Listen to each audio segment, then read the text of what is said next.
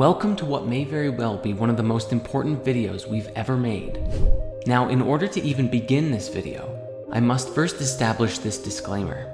This video is a set of hypotheses, an exploration of the world, and while many ideas will be explored, what we are sharing here is not meant to be taken as definitive truth. We're not claiming this is entirely made up of facts. Rather, we are attempting to explore a deeper, perhaps darker, area of human consciousness and see the bigger picture of what is really going on.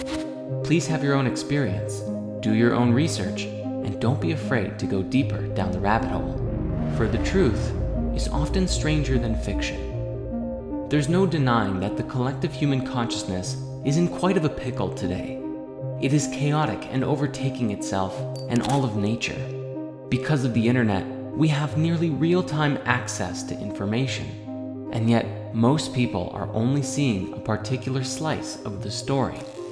For example, the algorithms behind what you find when you use Google, Facebook, YouTube, and almost every other social network are designed to show you what you're already looking for, or what the computer code thinks you want to see based on other people's behavior. Unless you're actively searching for new information, to find something different, or follow someone who is creating content that is going down rabbit holes and sharing what they find, what you get is generally what you're already accustomed to seeing. You only see what you want to see. Further, due to the controversial nature of many ideas, especially those labeled as conspiracy theories, many ideas are not explored by the masses because when they hear about it, they see that these ideas are ridiculed and they write them off as nonsense or dangerous extremism. Following the herd mentality makes it easier to dismiss exploring new ideas, so people can easily go along with their lives. This is critical because the ability to change one's belief changes your experience of life, and most people are happy just letting things be as they are. A minority of people are compelled to seek higher truth at all cost, and certainly most of us know that sometimes it can be very hard to empathize with those who choose comfort over following their passions. As the saying goes, you can take a horse to water, but you can't make it drink. And trying to convince others to think differently only leads to distress on everyone's part. As many ancient texts will suggest, this is not how true wisdom is passed on. This creates a sort of self-created deception and distraction from the bigger picture, which is rarely explored. If you're already familiar with spirit science, we've talked before about how everything is connected. This was even a fundamental part of my own awakening, where I had a transcendent experience that all things were one, unified and stemming from and linking to a singular greater whole. Yet today, and the struggle of human consciousness, is that most people are not seeing it, simply not looking, or not even wanting to look. In modern science today, there are many scientists searching for an all-pervading theory of everything, something that unifies quantum mechanics and the theories of relativity. And so today, we respectfully present to you the conspiracy theory of everything. I invite you to watch this with the intention of self-reflection, for as is the nature of consciousness itself, pointing the finger and blaming others only creates more of the same cycle that we've been trapped in. Liberating ourselves from the illusion is the only way to really break free of the shackles that bind us to our lower state of being.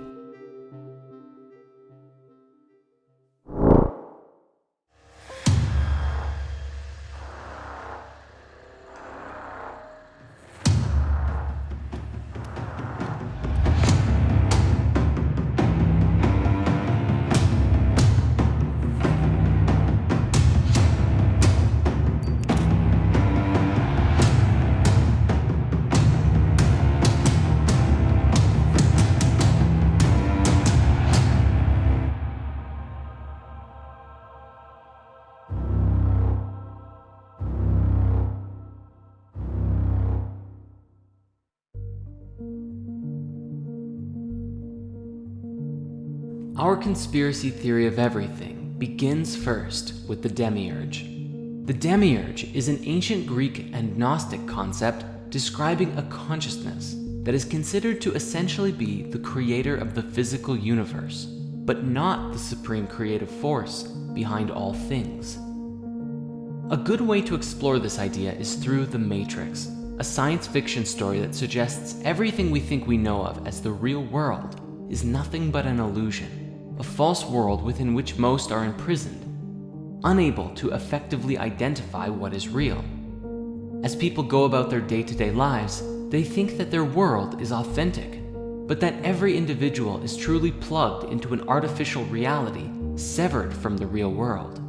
While people suffer, there is a tremendous benefit to the ruling overlords, who in the film were a form of AI.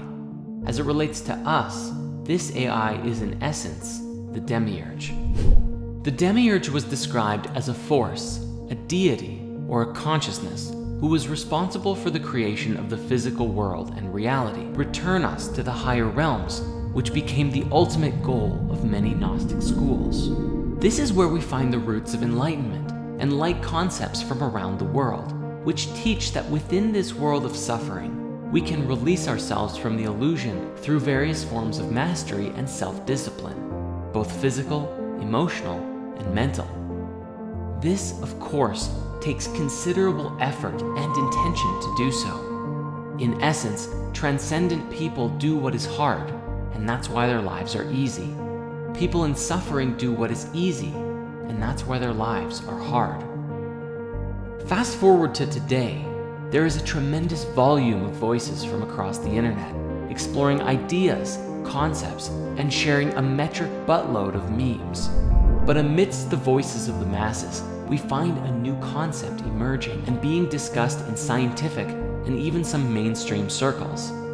An idea that proposes that the entire universe as we know of is actually a hologram or a simulation of some kind. Scientifically speaking, if we look at the cosmos from the perspective of quantum mechanics, there is a general acknowledgement that we really don't understand the universe like we thought we did. We are seeing the building blocks of the universe, the subatomic particles, the waves, behaving in ways that do not make sense in the context of classical mechanics, which reveal discrepancies in the laws of physics. Yet, the laws of physics still stand and apply in a practical sense when talking about our macroscopic world. But the fabric of the reality that we live in operates by rules that we have yet to uncover. The holographic universe seems in principle to be very much like how you might expect a movie and a projector to work in tandem. When you watch a movie, you enjoy it linearly, going through it one frame at a time, usually at 24, 30, or 60 frames per second. The stories on the screen follow a narrative of some kind, and generally speaking, there are definite laws that make up the universe you are experiencing in the film. Yet, the quantum world, on the other hand, is like being able to observe the entire roll of film timelessly at any point, which includes zooming in on individual frames, playing things backwards, forwards, the sequels and prequels all at the same time. The particles and waves that make up our reality are non-linear and could potentially imply notions of retrocausality. And while they too follow their own set of laws, they are different from the world we exist in at a macro level. Another example of this is found in computer code. What you are seeing on your computer or phone screen at any given time is a filtered projection of what is really going on underneath the surface, designed to be easy for you to interpret. Yet, under the surface of these machines, there is a computer language that is incomprehensible to nearly everyone. Languages like binary and machine code are too simple to make complex algorithms effectively in. Instead, programmers use higher-level languages designed to be understood by humans to write code that is then translated into the lower, base-level machine code and then binary at the bottom. What you are seeing when you look at your phone or computer monitor ultimately comprises mountains of ones and zeros that lay under the surface of the digital world, just like what is under the surface of our own reality. You might be familiar with the ancient wisdom teaching, as above, so below, a concept that applies on several levels, describing that which exists in higher realities is a mirror of lower ones. So as with machine code and binary, ultimately all of that computational code is equal to and actively creates the digital experience on your devices. But they are two entirely different paradigms.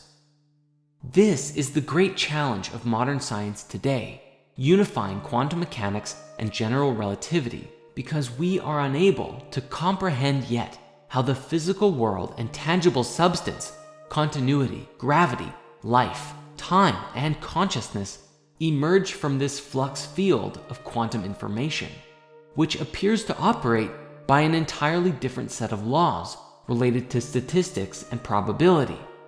Yet, like with machine code and computers, are they really so different?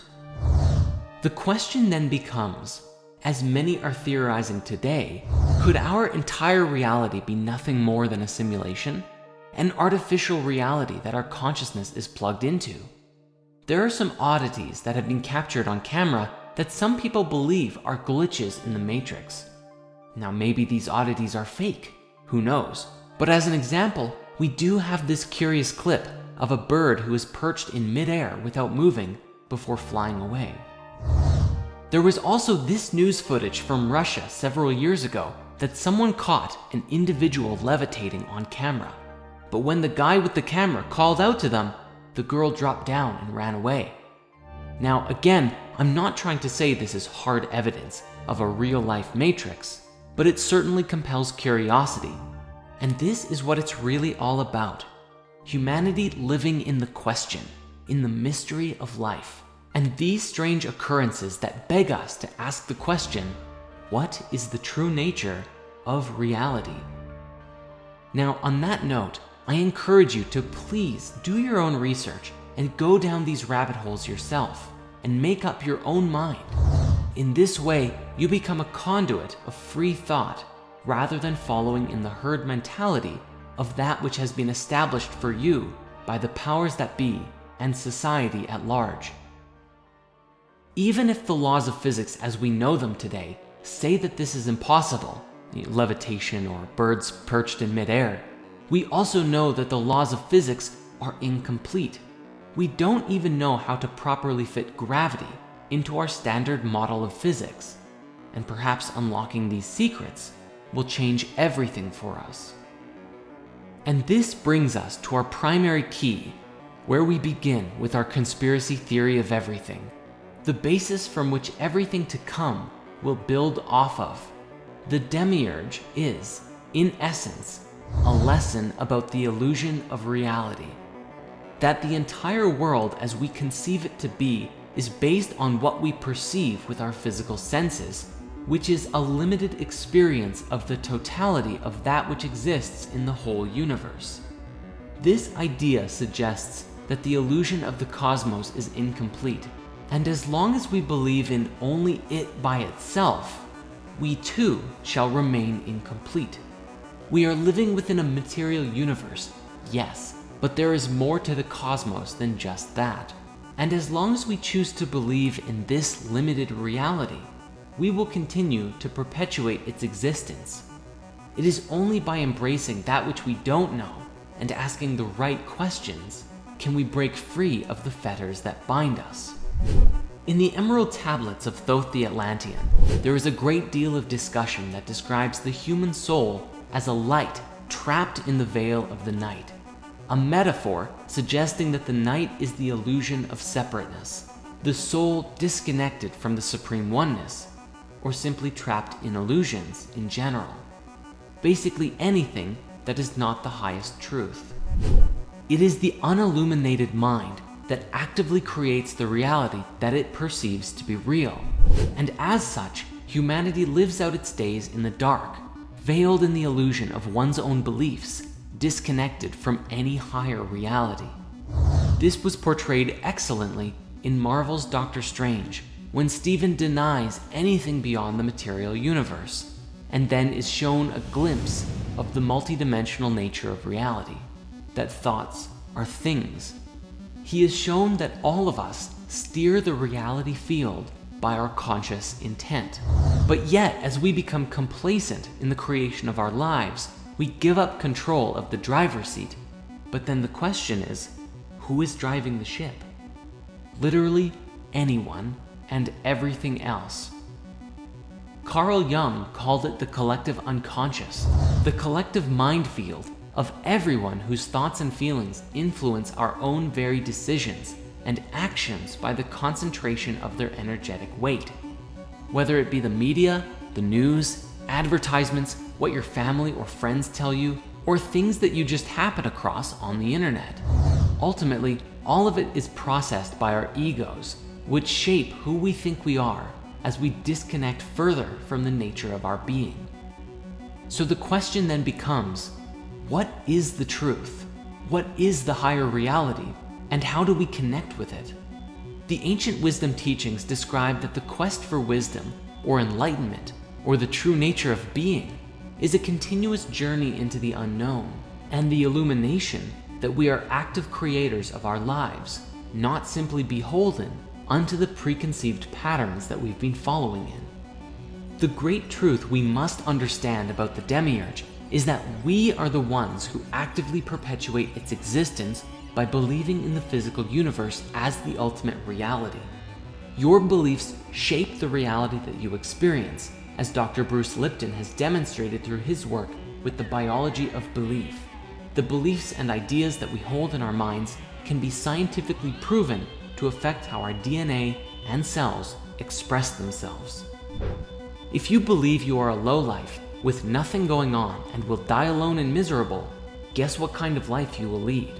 If you believe you can change the world, guess what kind of life you will lead? In order to break free of the limitations that we feel are imposed upon us, we must first believe that it's possible to do so. We must open ourselves to a greater truth, a greater reality, one that is beyond the demiurge, and perceive a cosmic truth that forever changes life as we know it. Yet, humanity is not paying attention to messages like this in mass, and there is a reason for it. It is a very significant and critical thing, for this one piece of the puzzle must be resolved in order for humanity to truly advance as a species and break free of illusion collectively.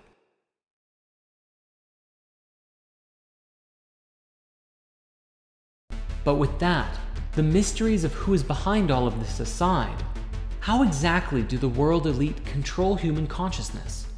Due to the sheer volume of control mechanisms, here we're going to provide a lighter overview, and you are encouraged to explore these as you see fit. Fear and scarcity.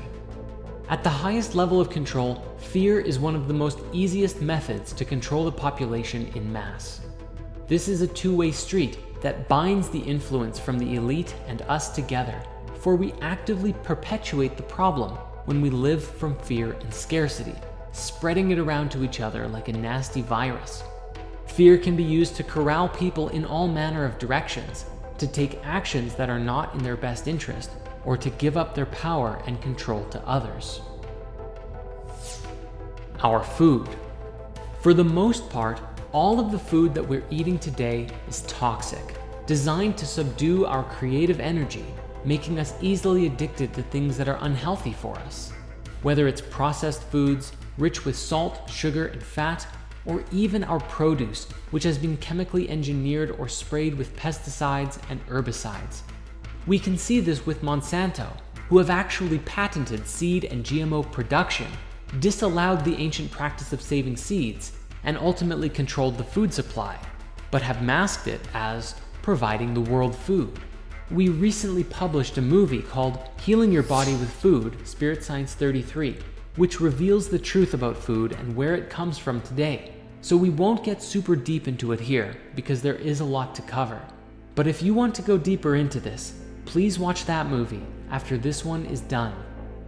Ultimately though, the bottom line here appears to be that we are what we eat, and most of us eat far too much, and in that consume too many harmful substances. Fluoride in the water. Some have said that fluoride is the metaphorical tears of the New World Order, and that it's their most widely used weapon against us. The idea, in a nutshell, is that governments put fluoride in our water supply in order to negatively affect huge populations and facilitate mass control, whether for financial gain through the health defects that it causes or for the purpose of disrupting our connection to the spiritual planes. Any quick search of a fluoride conspiracy brings up notions that it calcifies the pineal gland, the organ in our brain that is often linked to consciousness and the third eye. The idea of the pineal gland being linked with consciousness originally came from the French philosopher Descartes, who argued that the interaction between non-local consciousness and the physical world occurred inside of it. If you dig into why water fluoridation began, you find a convoluted, suspicious mess, mostly centering around the aluminum production company Alcoa, who supposedly had a lot of toxic waste to spare that took the form of fluoride as a byproduct of aluminum production. After a single biochemist who was sponsored by them showed in a lab that fluoride affects cavities in rats in 1939, so the story goes, the first public proposal that the US should fluoridate its water supplies were made, not by a doctor, but by an industry scientist. Nowadays, our water is fluoridated in over 24 countries, mostly in the Western world. According to chemist and researcher Charles E. Perkins, who wrote the book The Truth About Water Fluoridation, repeated doses of infinitesimal amounts of fluoride will in time reduce an individual's ability to resist domination by slowly poisoning a certain area of the brain, thus making them submissive to the will of those who wish to govern them. While there are unsupported theories that the Nazis used the chemical in concentration camps or the USSR in their gulags, the threat of fluoride isn't just a theory. The work of Jennifer Luke in the 90s showed that by old age, the pineal gland contains the same amount of fluoride as teeth, having been calcified as we age. Further, a huge review on fluoride toxicity published by the National Research Council in 2006 reported a range of negative side effects from fluoride, including decreased melatonin production and other effects on normal pineal function, which in turn could contribute to a variety of bad effects in humans. In fact, studies from Harvard and China's Shanghai Health Institute may even have linked fluoride to reduced IQ in children and even suggest that it could be toxic to a developing brain.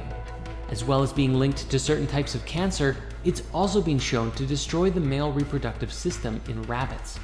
The bottom line is, the benefit to risk ratio on water fluoridation is unclear due to a lack of good evidence, with most people not even knowing that they're drinking it. If the conspiracy theories are to be believed, professors doing this research have been met with numerous attempts to discredit them.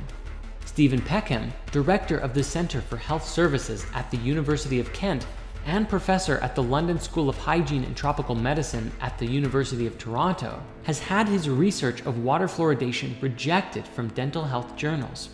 He's even spoken out about being accused of statistics hacking and for research that made the link between fluoride and hypothyroidism. It seems as though someone does not want this info getting out. Entertainment and subliminal messaging. The entertainment industry has been a source of conspiracies for a long time, with often disturbing subliminal messages in children's entertainment, such as references to suicide and sex found in everything from Disney movies to SpongeBob. But it often goes deeper and darker.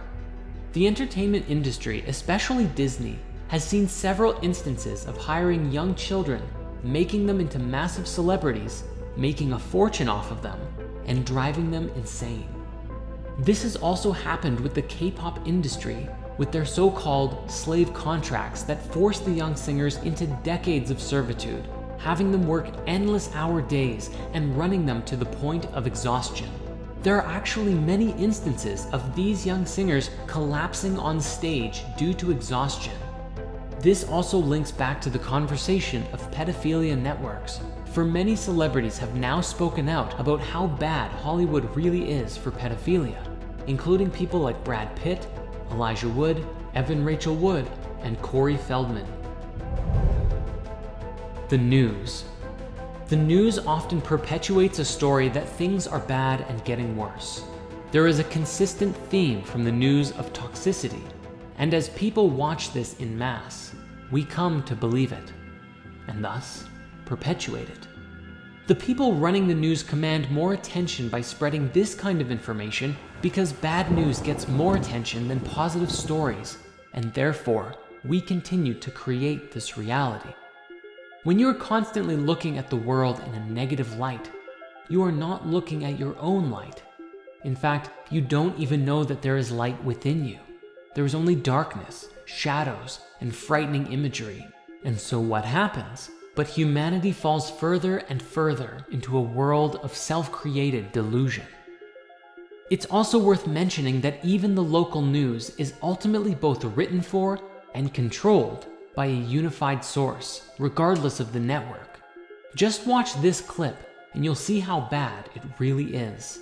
Our country. The sharing of biased and false news has become all too common on social media. The sharing of biased and false news has become all too common on social media. More alarming, some media outlets publish simply aren't true without checking facts first. Unfortunately, some members of the media use their platforms to push their own personal bias and agenda to control exactly what people think. And this is extremely dangerous to our democracy. Mass surveillance.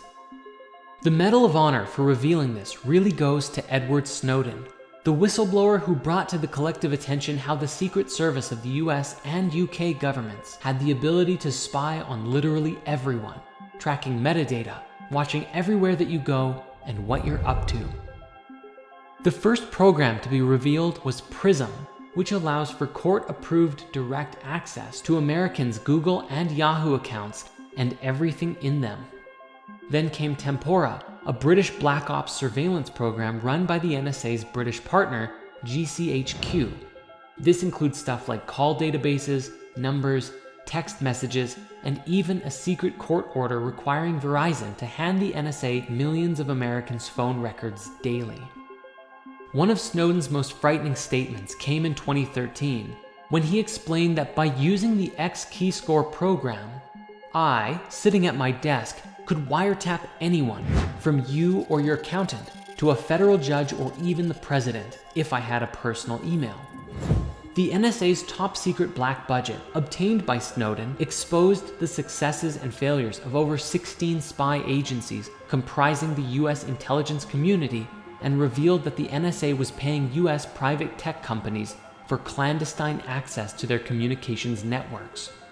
All in all, it was revealed that the NSA was harvesting millions of emails and instant messaging contact lists, searching email content, tracking and mapping the location of cell phones, undermining attempts at encryption via Bull Run, and that the agency was using cookies to piggyback on the same tools used by internet advertisers to pinpoint targets for government hacking and to bolster surveillance.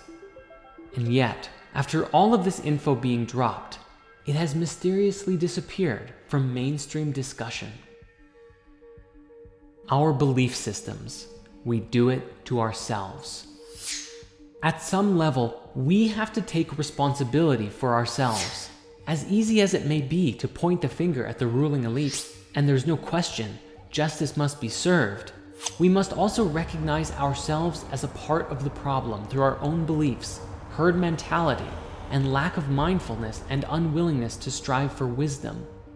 If we wish to truly be a part of the solution, I know you've heard this before, but it's more serious than ever. Be the change you wish to see in the world. As Bruce Lipton has demonstrated with his groundbreaking work in epigenetics, our very beliefs affect our biological systems in deep and very impactful ways. If we can believe we can live a happy life, then we can. And if we believe that it's impossible, then we actually shut off our cells and our bodies from receiving and experiencing satisfaction. Further, people will often try and rope their friends into their belief systems in order to validate their own opinions and perspectives. And so what we're dealing with here is a mass field of consciousness that is trying to push its beliefs onto everyone else, and the truth is muddled and lost. Generally speaking, all of this unconsciousness keeps us small, and we do it to ourselves.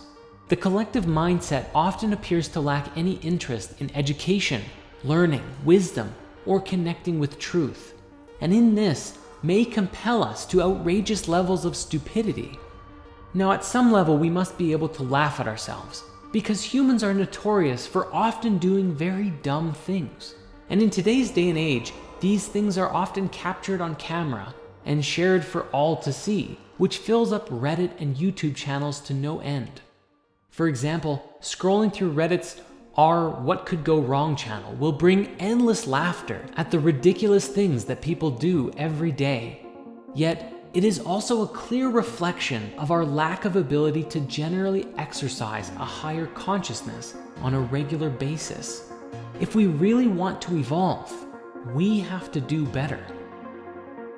From the very top of the chain to the very bottom, it seems clear that there is a problem. At the beginning of this chapter, we said that there is a sickness running through the underbelly of human consciousness. And while we have explored the idea that this sickness may be perpetuated and inflicted upon us by a demonic consciousness, whether it's sick, twisted psychopaths, a reptilian species, or demonic entities themselves, the truth is that we actively perpetuate it by staying asleep, pessimistic, and disconnected. And such is the nature of this chapter within the conspiracy theory of everything. Upon exploring the spiritual path, we can see that we remain complacent due to the disconnection of our souls. For when we live just from the ego, we live as self-centered, materialistic, pleasure-seeking beings who do not actively perceive or care for the search for anything greater. The soul is the voice of truth, love, and compassion within you, the most authentic and highest version of you. It is the eye of awareness within your heart that connects you to everything, that sees and knows that all things are connected. However, in mass, there are so many who are disconnected from the soul and don't even believe that it exists. Thus, ideas like this are often ridiculed and demeaned by the masses, which further perpetuates the soulless body of human consciousness running rampant. A body of ego. Obviously, this makes it very easy for the elite to control the collective mind using all of the ways that we've explored, because we are not operating from a state of higher collective consciousness. Rather, we are operating as if we are chickens with our heads cut off. Yet, if even but a glimpse of the soul can be seen, which often happens through lucid dreams, near-death experiences, psychedelic experiences, or other personal transformational revelations, an individual is usually changed forever. It is very difficult to go back to the way things were when you suddenly see and experience within that you are a part of something so much greater than yourself, and that your own thoughts, feelings, and actions have a direct impact on the world around you. How could you go back to being ignorant of this once you know a higher truth? We must be mindful that solving this problem must be taken from both ends of the spectrum. Those who are perpetuating the crimes against humanity, the mass manipulation, the pedophiles, the rapists, the murderers, all of them must be brought to justice. However, if we think this will solve all of our problems, we are sorely mistaken. For if we remain asleep and complacent, we remove one leader and a new one just takes its place, and the cycle continues forever. Thus, the other half of the equation is that we must also take it upon ourselves, each of us, to evolve our way of thinking, to heal the connection with our soul, and to be examples of what it means to be virtuous, soulful, and compassionate. But again, this is only still just the beginning, for our journey of waking up also stands in alignment with the evolution of technology and the introduction of new tech that will forever shape the future as we know it.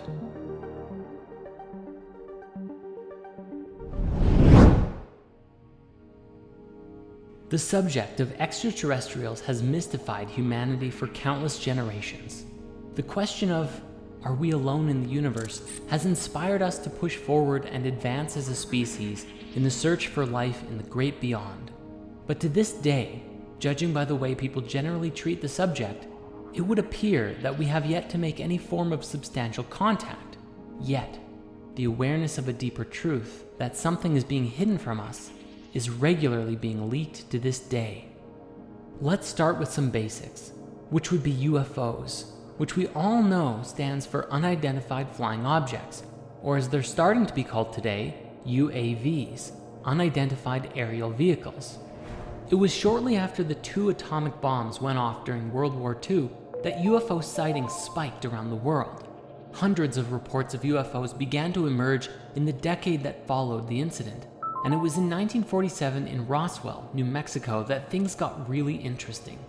Reports of a UFO crash landing in the shape of a flying disc inspired tremendous interest in possible alien activity as the US military quickly quarantined and cleaned up the site, claiming it was simply a weather balloon. This was really the beginning, and today, thanks to modern technology, especially cell phones, we have access to thousands, if not tens of thousands, of seemingly unexplainable UFO sightings from around the world. My own personal favorite is the Dome of the Rock incident from 2011, where several independent people caught footage of a bright, glowing, and oscillating orb that descended over the Dome of the Rock in Jerusalem. After hovering over the sacred temple for several moments, it shot upwards with tremendous speed, disappearing into the sky. In more recent times, a video that was leaked several years ago was released by none other than the Pentagon, featuring 3 separate accounts of US military pilots attempting to track and follow incredibly fast-moving aerial ships, without any clue as to what they were. Along with curious phenomena like these, we also have a long list of ex-military officials who have either claimed to have seen or even had some level of interaction with these crafts, identifying that not only are they real, but they have no idea what they are. One particular interesting subject in this discussion is the work of Robert Dean, a retired command sergeant major who, after that job, became a ufologist and had been very public about his experiences with UFOs and ETs up until his passing away in 2018. At one point, he gave a presentation, the full thing of which you can find available on YouTube, accounting many of the things that he saw in the military and NASA. The most interesting of which being the story of what happened during the real moon landing. Now, many people today believe that the moon landing itself is a conspiracy, that it was faked because of certain things that stand out about the moon landing that don't make sense, such as why the crosshairs of a camera are appearing behind a particular object on the screen, or the strange objects in the reflection of the astronaut's visor. But what Robert Dean has described was that there was actually a real moon landing, but what happened was that upon arriving at the moon, what the astronauts found was that it was populated. There were, according to him, little alien people walking all over the place, ships flying through the, well, I'd call it air, but I guess they don't have oxygen up there, do they? This was such a shock to the astronauts that after their visit they returned back with 40 rolls of film of what they saw, and NASA supposedly destroyed it. The thinking seems to be that the revelation of this truth was so out there that NASA buried the truth because of what would happen to the world if this was to get out. Now, I'm not saying that I'm in support of hiding the truth, but at the same time, think of how many religious beliefs would be shattered from this truth. How much chaos would be caused if all of a sudden, our entire global paradigm was to change in an instant. Again, I'm not saying that they're destroying the footage, if it did happen, was a good thing, but at the very least, trying to see things from every perspective. Specifically, there was an ex-CIA operative who spoke with AJ Plus at one point, and she described that the single most important thing that she learned from her time as basically a spy was that everyone believes they are the good guy. So even if this event did happen, whoever it is at NASA who controlled all of the information probably did it believing they were doing the right thing. We will return to Robert Dean at another point soon because he shared something else that was very interesting. However, first we have to discuss this. You may be familiar with a man named Bob Lazar, one of, if not the first, to come forward with inside leaks about the secret government UFO programs. He claimed to have been hired in the late 1980s to reverse engineer purported extraterrestrial technology at what he described was a secret site called S4, a site similar to and rather close to Area 51. He described that he had access to a recovered UFO ship and for several years was attempting to discover the secrets of how it worked. Lazar claimed that the propulsion of the studied vehicle was fueled by the chemical element with the atomic number 115, known today as Moscovium, or E-115, which at the time was named Unumpentium, since it hadn't been created yet. However, it was first synthesized in 2003 by a joint team of Russian and American scientists for real. He said that the propulsion system relied on a stable isotope of E-115, which supposedly generated a gravity wave after being excited by livermorium, element 116, during proton bombardment. He argued that the decay products brought about by the reaction between the two elements would include gravitons, a hypothetical quantum particle that is thought to be responsible for gravity. In his new Netflix documentary, he used the analogy that the craft is kind of like a bowling ball. If you were to put a ball onto a piece of fabric or your bedsheet and then proceeded to push down on the areas around it, the bowling ball would fall forward into the bends and gaps that you create around it. In this way, the craft would kind of just fall through space by distorting space-time around it, like in a continuous rolling motion. This is what allowed the vehicle to fly and to evade visual detection by bending light around it. He said it levitated silently, and when it was activated, he was unable to even put his hand on it, because the force would repel his hand away like a strong gravitational field. According to intel that he received while at S4, the ship, which was one of 9 that the military had access to, was originally from the twin binary star system called Zeta Reticuli, and had belonged to the Greys, which are the most common visual of aliens that we generally see today when you think of what an alien might look like. We even have an emoji for it. He also explained that the way that the military worked was so secretive that they wouldn't even let the various divisions studying the craft to communicate with each other, so progress on reverse engineering the technology was very slow. While one group would be working on controls, another on propulsion, and another on, well, you get the picture. But due to this isolation, they wouldn't easily be able to identify how the different parts of the ship were interconnected and worked together, and thus reverse engineering became very difficult. This was especially challenging because supposedly the ship was entirely interconnected. There weren't really any moving parts. It seemed to be one singular solid object. The seat and floor and panels and walls were all one singular material, with no sharp edges anywhere, an entirely different kind of machine than anything we're used to today. Now, after Lazar came out publicly about this, his life fell apart. Many people quickly looked into his life and found that he seemingly never had any of the education degrees that he claimed to have had. Yet, upon deeper investigation, documents stored away in his old university proved that he was telling the truth. Bob explained that after he came out publicly, he received a phone call from his ex-employers who said, "Do you have any idea what we're going to do to you now that you've done this?" And for many years, Bob suffered as much of his past was erased, and he was made to look like a fool in front of the masses. Now, Bob's story is a very interesting one. My highest recommendation is checking out the documentary he created with Jeremy Corbell called Bob Lazar, Area 51 and Flying Saucers, as well as the Joe Rogan podcast that they appeared on, where Bob goes deep into the story of what happened and what he learned. But Bob isn't the only one to come forward with some fascinating stories, and this brings us to Dr. Stephen Greer, who founded the Center for the Study of Extraterrestrial Intelligence, or CSETI, in 1990 to create a diplomatic and research-based initiative to contact extraterrestrial civilizations, along with the Disclosure Project in 1993, a research project devoted to disclosing to the public information that the government and military supposedly have had regarding the existence of UFOs and ETs.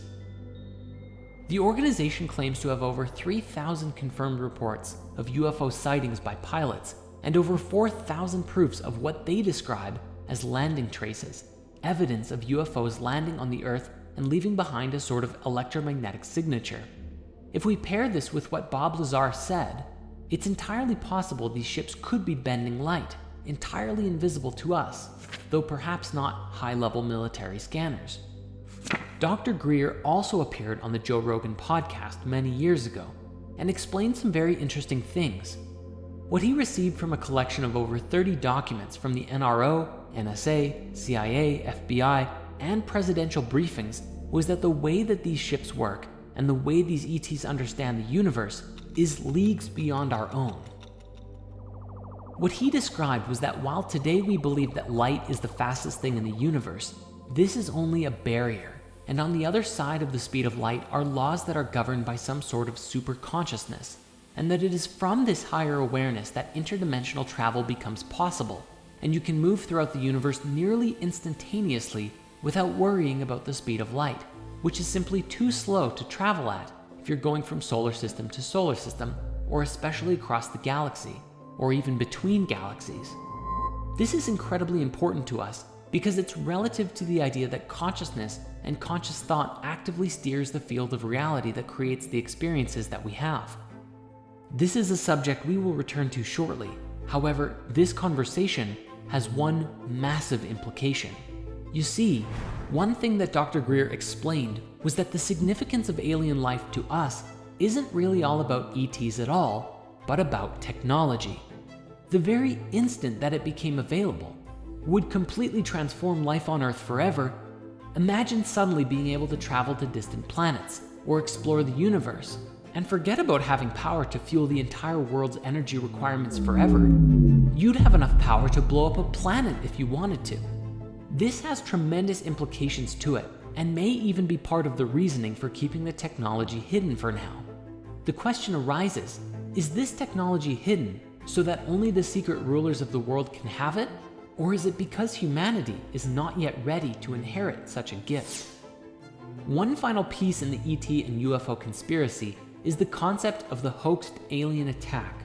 This comes from the late Dr. Werner von Braun, the top Nazi scientist of Hitler's army, who, after World War II, came to the United States to work for the US government. Funny how that happens. And on his deathbed, he theorized that after a war with the Middle East, one day there would be a hoaxed alien attack, which was a part of the secret plan to weaponize space and control the world. He actually urged Dr. Rosen, his secretary, to thwart this plan above all else, because if it were to come to pass, and space was weaponized, whoever controlled these powers would have complete and supreme control over everyone, and the world would fall under the complete control of the oppressors. Now, the subject of ETs does not end there, however, because there is also the reptilian conspiracy, most famously brought to the public attention by the British conspiracy theorist David Icke. It's become one of the most infamous and popular conspiracy theories ever, sparking numerous parodies and commentaries in the media and TV shows. To put it simply, Icke believes that an interdimensional race of reptilian entities known as Archons have hijacked the Earth and are stopping humanity from realizing our true potential. He has argued that these Archons are the same beings mentioned in many Gnostic texts that have identified themselves as demons and rulers of the 7 planets in various traditions, mostly having the ultimate goal of preventing souls from leaving the material realm. He claims that because of this, they have gone by many names throughout history, including the Anunnaki from Sumerian myth and the Watchers and Nephilim from the Book of Enoch. He argues that human sacrifice to the gods in the ancient world was actually for the reptilians' benefit, especially the sacrifice of children, because he tells us that at the moment of death by sacrifice, a form of adrenaline surges through the body, accumulating at the base of the brain, and is apparently more potent in children, something that is today reminiscent of adrenochrome. Bringing it more into the modern day, he claims that a genetically modified human Archon hybrid race of shape-shifting reptilians, known as the Babylonian Brotherhood, or the Illuminati or Freemasons to us today, manipulate global events to keep humans in constant fear, so that the Archons can feed off of the negative energy that this creates. Now, he has also claimed that the members of this secret elite are descended from reptilians coming from the Draco constellation. He stated that the reptilians come not only from another planet, but also another dimension, the lower level of the 4th dimension, which he calls the astral plane, the one nearest to the physical world. As of 2003, when his books originally brought this theory out, he said that the reptilian bloodlines include all American presidents, 3 British and 2 Canadian prime ministers, several Sumerian kings and Egyptian pharaohs, and a whole bunch of celebrities. Remember when that article went viral about how Justin Bieber supposedly turned into a giant reptile in front of everyone? Some of the most prominent bloodlines are said to include the Rockefellers, Rothschilds, various wealthy European families, and established families of the eastern United States, and the British royal family. In fact, he said in numerous interviews that he saw former British Prime Minister Ted Heath's eyes turn entirely jet black while the two men waited for a Sky News interview in 1989. Ultimately, the global elite make up the top of the pyramid for the reptilians in modern day, all with the intention to keep us sedated and trapped in this reality without gaining a higher knowledge. At the top of the global elite are what Ike has referred to as the prison wardens, who oversee us in what is, to them, just a prison world. Along with the New World Order, their main goal is apparently to create a microchipped population, a one-world government, and a global Orwellian fascist state, a brave new world, which he claims will be a post-truth era where freedom of speech is denied. And how are they planning to do this, you might ask? Well, if Ike is to be believed, then the Brotherhood either created or controls everything. Things like the United Nations, the International Monetary Fund, Round Table, the Council on Foreign Relations, Chatham House, the Club of Rome, the Royal Institute of International Affairs, the Trilateral Commission, and the Bilderberg Group, as well as the media, military, CIA, MI6, Mossad, scientific publications, most religious doctrine, and even the internet. In other words, they control every aspect of our society and can make us believe what they want, when they want. Before we move on, I think it's important that we now revisit Bob Dean and a particularly interesting story that he shared during the European Exopolitics Summit in 2009. He described that he was attending his son's retirement ceremony from the US Navy in Washington, D.C., and at this event, there were a great deal of active and retired generals, admirals, captains, and more.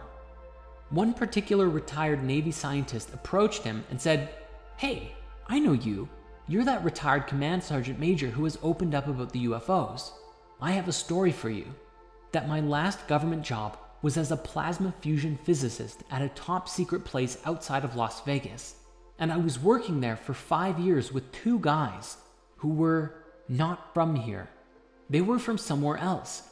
Delightful people supporting us in figuring out plasma fusion, which equates to infinite energy forever." The man said, "After a few years of working with these guys, I approached one of them and asked, 'Okay, what do you really think of us, humans, as a species?' And the alien said, 'Well, since you've asked, we think you are a primitive, savage, and dangerous race.' The other alien who was listening in then leaned in and said, 'And you also smell bad.' And he explained that it's not really about our bodies, although yes, we have polluted our bodies and the earth to a wild extent, but that we also have a psychic odor about us. Our thoughts and feelings are so negative that other higher species find it terribly offensive." While this story is actually kind of funny, it's also something that we should take very seriously. According to the reports and expressions from many whistleblowers, the other species who are interacting with us are actually mostly benevolent, and if we can really listen to what they have to say and do some meaningful self-reflection, it may just help us to clear out our own negativity, release ourselves from any reptilian or other controlling influences, and put us into a position to meet some really cool otherworldly species.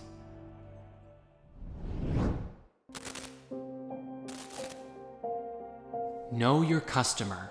It's the de facto business mantra of our modern era. Collect enough information on everyone's web browsing and social media habits, listen to what they talk about when they believe they're alone, and feed the data into a network of computers so complex that computer scientists aren't even sure how it works at all anymore. This complex neural network of computers, data, and programs are then linked to nearly all of us through the apps and web services that we use on a daily basis, spitting out products, content, and suggestions catered to individual desires better than anything that has ever been done before. keeping the masses glued and engaged on their phones, tablets, and desktops like nobody's business, and have been specifically designed to manipulate our thoughts and feelings in order to keep us using the apps longer, get our friends and family engaging, and spend more money in the process. This is our current reality. And what's more interesting, the business model is wildly successful and most people don't even know that they're a part of it. Where does humanity go from here? A cyberpunk dystopia? As technology continues to advance, there is concern growing in the minds of those who have freed themselves from the Matrix long enough to realize that there is an issue. As technology continues to evolve and humans become more integrated with it, the line seems to blur between what is real and what is not. Then again, if all of reality is an illusion anyways, does it even matter? Let us begin our exploration with a software that currently exists today that begins to blur the lines between reality and illusion. Deepfakes. Technology is just now reaching a point where we can produce videos of just about anyone saying or doing things that they otherwise wouldn't say. President Trump is a total and complete dipshit. Granted, this technology is still in its infancy, and while that clip itself can easily be identified as a fake, every day as it improves, it becomes more and more difficult to tell the difference between deepfake and reality. Even today, it's being used in nefarious ways, including making porn videos of celebrities by taking their faces and applying them to other bodies. As time goes on, we may exist in a world where across the internet could exist countless videos of famous people, celebrities, politicians, all saying things that they would never otherwise say. And what happens when it gets so good that nobody can tell the difference? The real and fake versions arguing over which one is authentic. But of course, this is only the beginning of our technological conspiracies and how we slowly lose touch with our world as we enter into new ones. One of the biggest growing concerns in the world is the belief that the powers that be are attempting to control everyone through advanced microchip technology. For while each of our mobile devices already track and monitor us, the microchips could be used to monitor and potentially even manipulate thoughts and emotions on a mass level, just like Facebook and Google are already doing today. The powers that be wouldn't just be watching you on the outside, they'd be able to monitor everything inside, everything about you, down to what you think about. This technology, combined with an AI that can associate complex combinations of states within your physiology, predicting future behaviors and affecting our perception and decision-making processes, a very scary and possible reality becomes available to us, one where we integrate with technology. As we know, this is already happening on some level right now, with the algorithms actively recording everything you search and serving it back to you on a silver platter. This, however, would be a far more invasive integration. And what's even crazier to consider is that people would do it voluntarily. You see, very few people are going to just allow this technology to be embedded in their bodies just so that the government can monitor them. Rather, just like with cell phones today, the microchip will be a no-brainer for people who are willing to receive the benefits of this tech. And the exchange? Intimate access to your personal information. Everything you see, think, feel, touch, taste, and so on. But what kind of benefits would there be? Well, at the earliest level, which Elon Musk has already announced with Neuralink, is that by connecting a very few tiny wires directly into your brain, they could theoretically overwrite neural patterns of depression, anxiety, and even help heal spinal problems, among other things. But in the grand scheme of things, and with a great deal of innovation, where this technology seems to go is into the realm of having a sort of telepathic link to the internet. When you have a question, instead of pulling out your phone and searching for the answers on the internet, you can access all of the information instantaneously about anything that you want. For others with the implant, you may find yourself connecting to others in a pseudo-telepathic kind of way, where your thoughts and feelings could be personally shared with others in real time, communicating beyond words, but with a language of images, pictures, and even sharing experiences. This would allow you to connect with others both mentally and empathically as well, which could bring people closer together. This would fundamentally change the education system too, for who needs school when you have instant access to every bit of information known to mankind right there in your mind? This chip could theoretically support you in downloading information thousands, if not millions of times faster than reading or watching documentaries. Much like Neo in The Matrix, downloading a lifetime worth of fighting techniques and becoming a kung fu master in a single day, this level of integration could be possible with this kind of technology. Imagine if you wanted to become an amazing artist or learn everything there is to learn about programming, quantum mechanics, or even becoming a professional accountant or lawyer. So why not just spend an afternoon or evening downloading and installing courses directly into your mind? You could theoretically condense 6 years of intense university studies into a weekend and have the exact same level of knowledge, or even greater knowledge, compared to someone who took the time to learn it the old-fashioned way. And as more and more people integrate with technology, it may even lead to a collective hive mind, where everyone's own brains become processors for a collective consciousness shared amongst all integrated people. On the one hand, it's very much like the Borg from Star Trek, but on the other hand, it seems to relate with many ancient writings, such as the Hermetic texts, as well as ideas that people like Stephen Greer have put forward. The idea that there is only one consciousness, and while all of our bodies appear separate and perceive disconnection from one another, ultimately, we're all sharing the same consciousness within the source field. The advent of this kind of technology would have earth-shattering implications for all of us, and life would never be the same. A sense of personal boundaries and privacy disappears as we become more open and interconnected in mind and body. But again, as wonderful as some of these ideas sound, the conspiracy remains. Who programmed the AI that links into our minds? And much like Facebook and Google operating today, would this mental tech dissolve our personalities, losing our individuality and making us more like robots? When all of us are connected in this kind of way, the lines of reality blur further, and we are called to ask, who are we, really?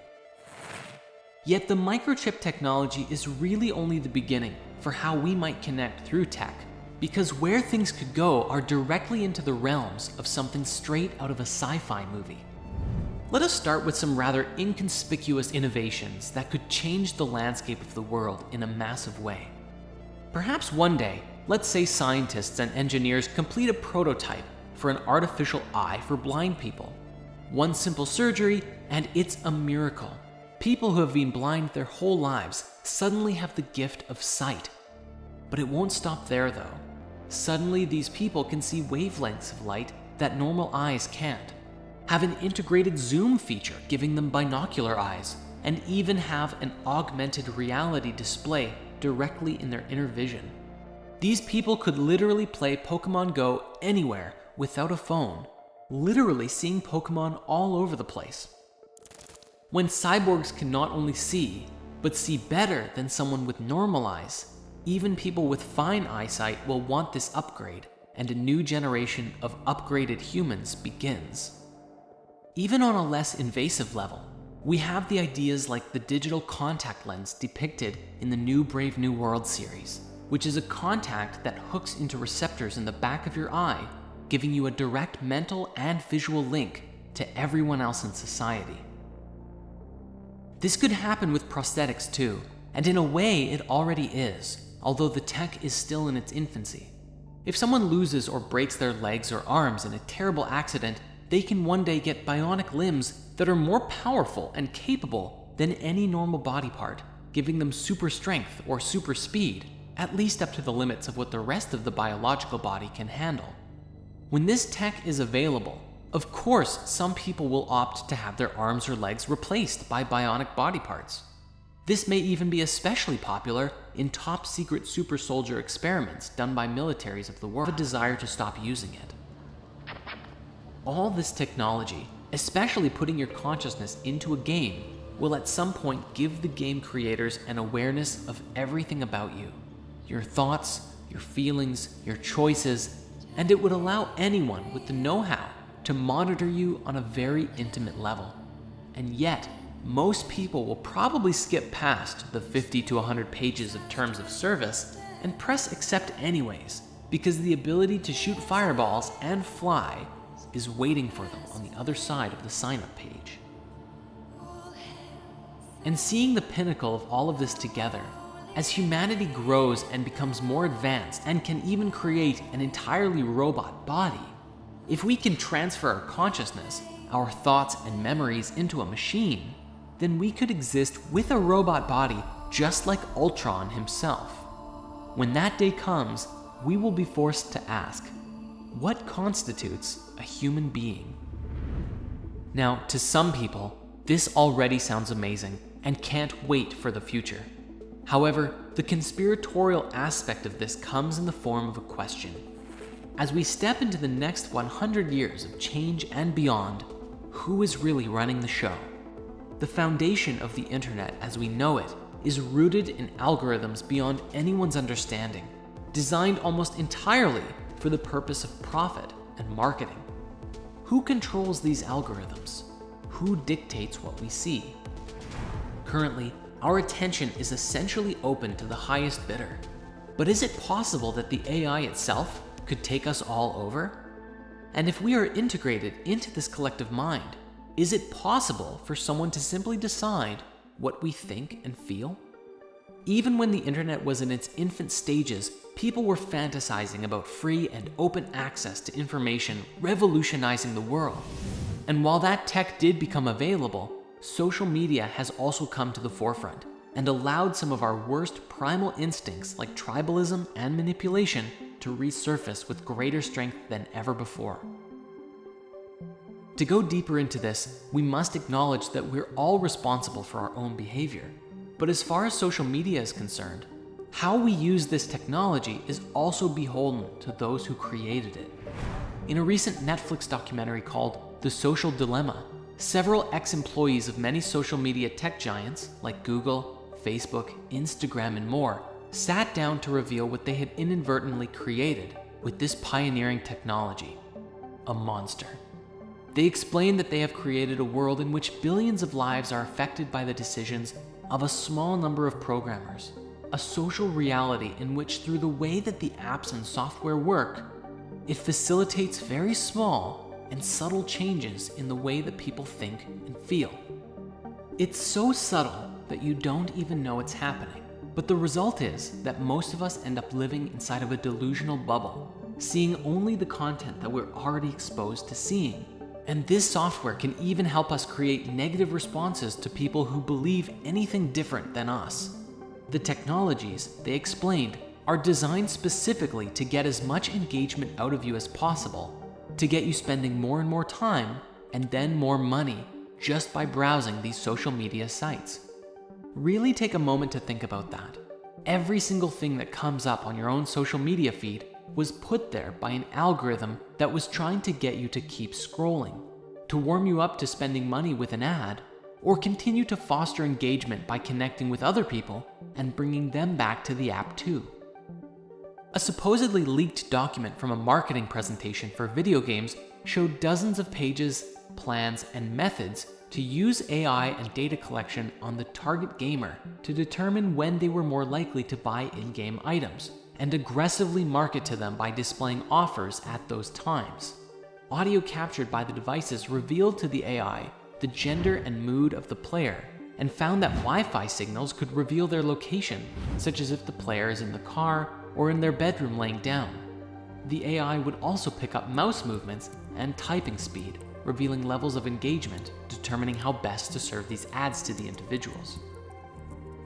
All of this data is fed into the AI and analyzed by the marketing team to exploit human psychology for the sake of selling virtual goods.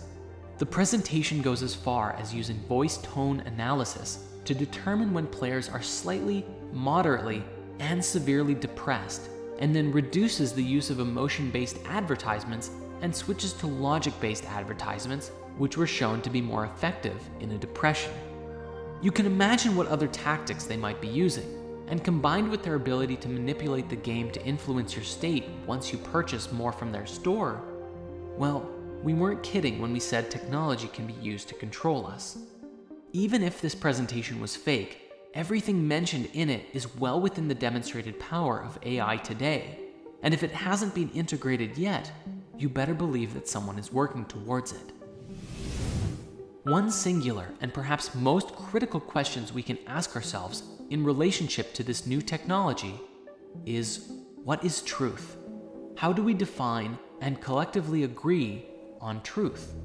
Specifically, if we live in a world where no matter what you believe, you can always find support or evidence for the argument and perspectives that you hold. Want to believe the earth is flat, round, or hollow? You can find ample evidence for all three.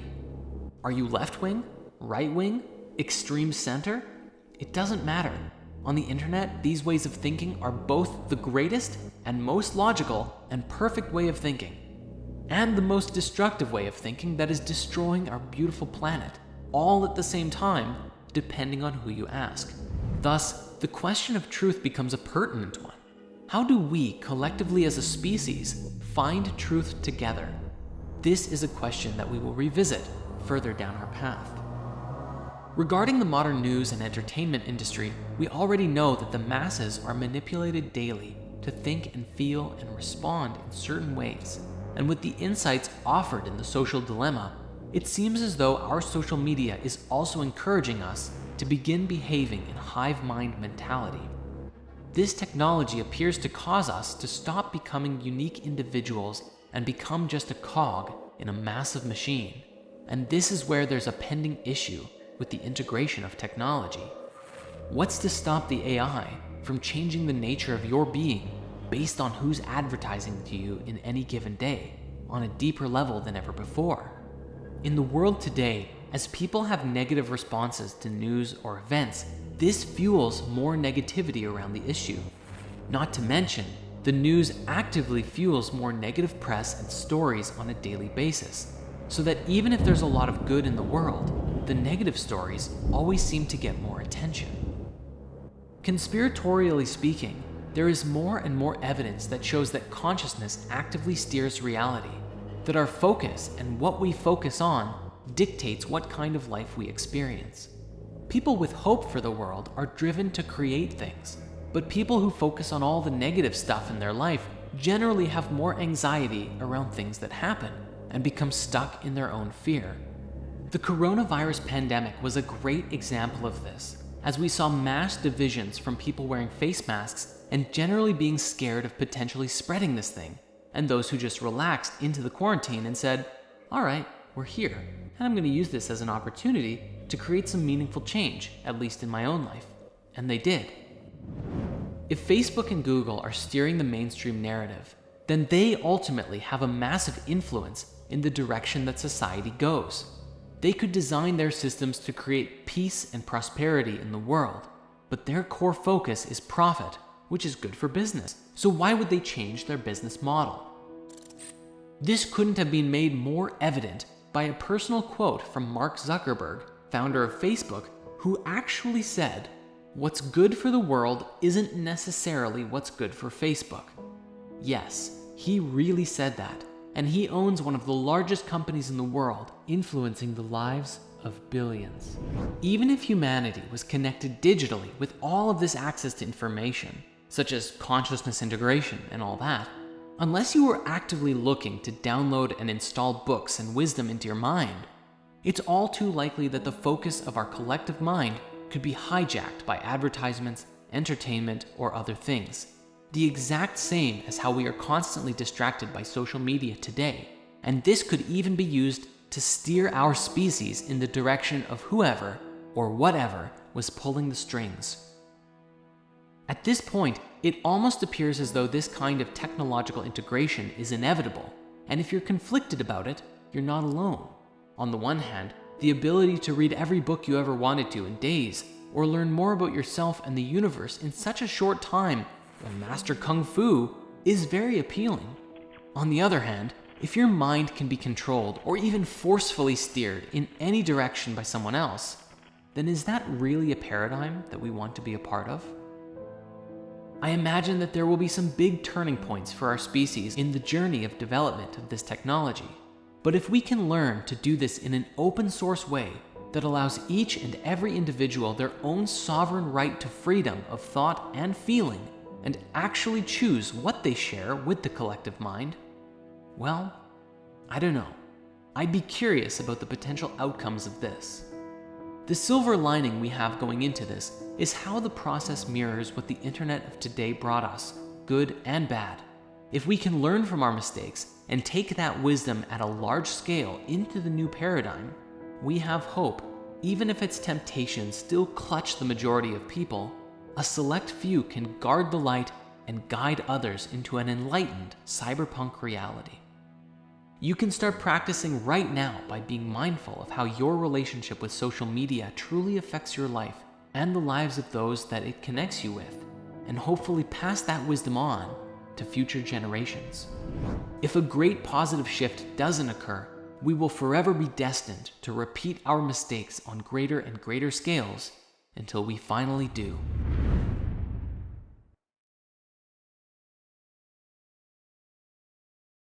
As we've seen so far, humanity is undergoing an exponential increase in veils being lifted, and we are seeing life being stirred up and changed like never before.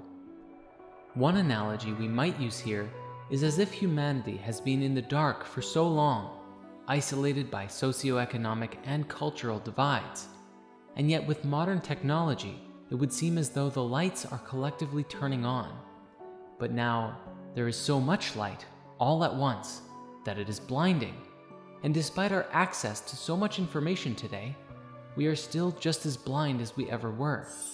That is, while we allow time for our eyes to adjust. Yet the root of revelation doesn't just speak to veils lifted, but our own revelation from divine origin. Belief systems and ideologies are challenged in mass as new information comes out that asks us to reassess our paradigms of identity. As this happens, those who are willing to explore new ideas grow, and those who rail against anything new only burrow deeper into their own existing paradigm. Even in the new world we are creating, there are bound to be different paradigms that people live within.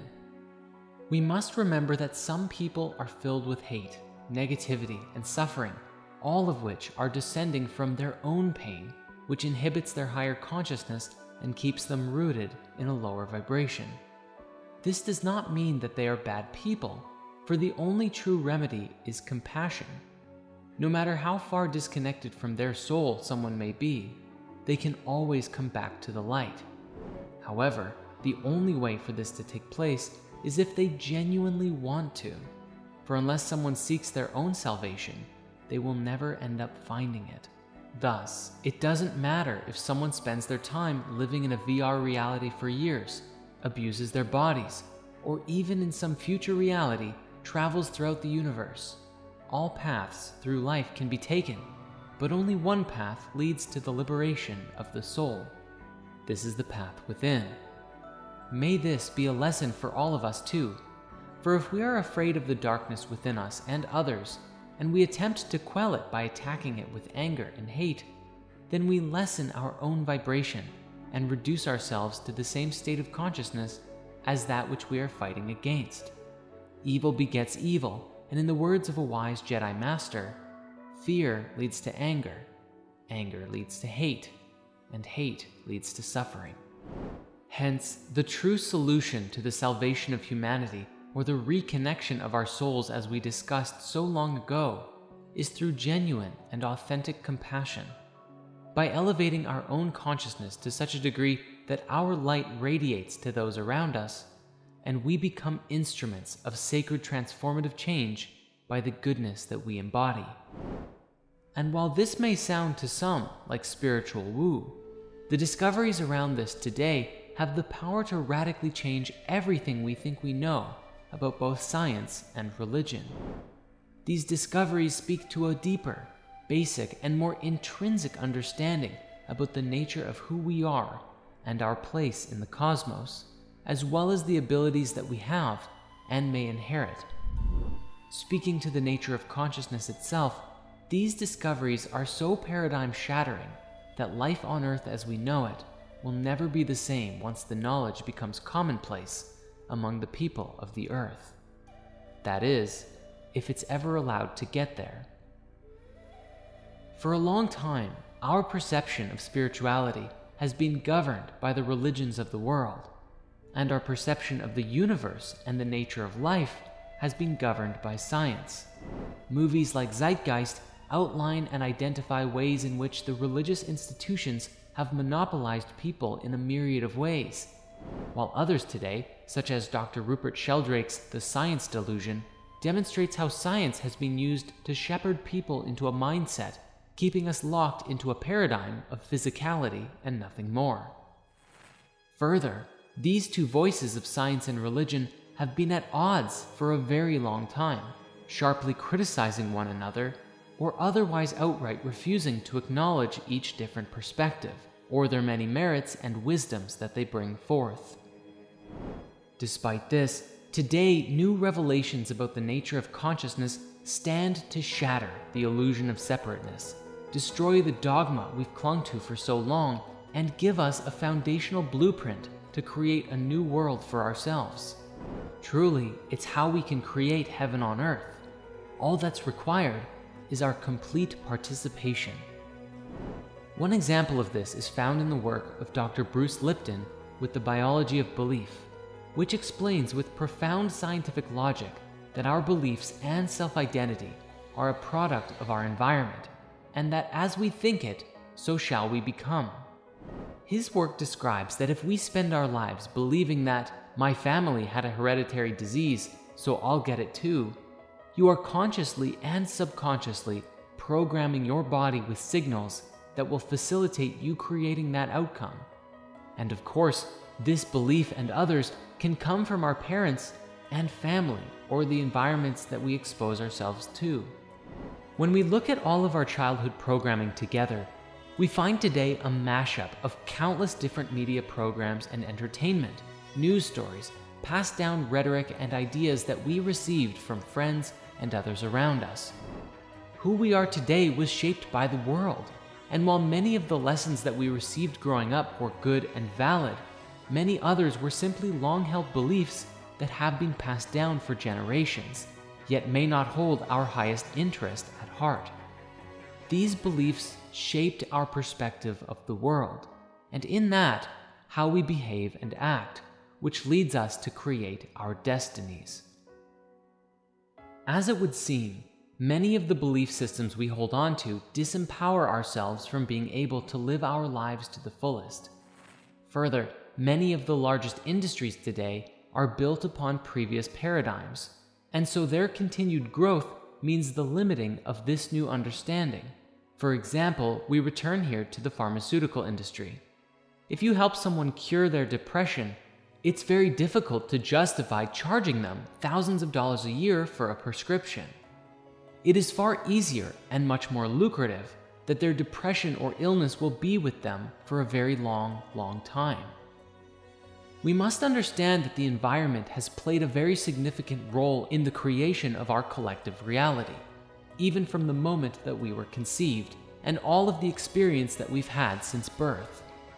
And while birth defects do exist, Bruce's research says that 95% of people have perfectly fine DNA and can change how their genes are expressing themselves if they will it so. For some, this may be easier than it is for others, but it's very empowering research nonetheless. If we can change the signals our bodies are receiving, the thoughts and feelings we tell ourselves and receive from others, the places we live, the music we listen to, the food that we eat, the entertainment we watch, all of these aspects will play a role in reshaping our lives by influencing us from surface to very deep levels. As Bruce's work suggests, it doesn't matter what ails you. If you can address the root cause and provide yourself with a stimulus of a higher vibration, there is nothing that you cannot heal.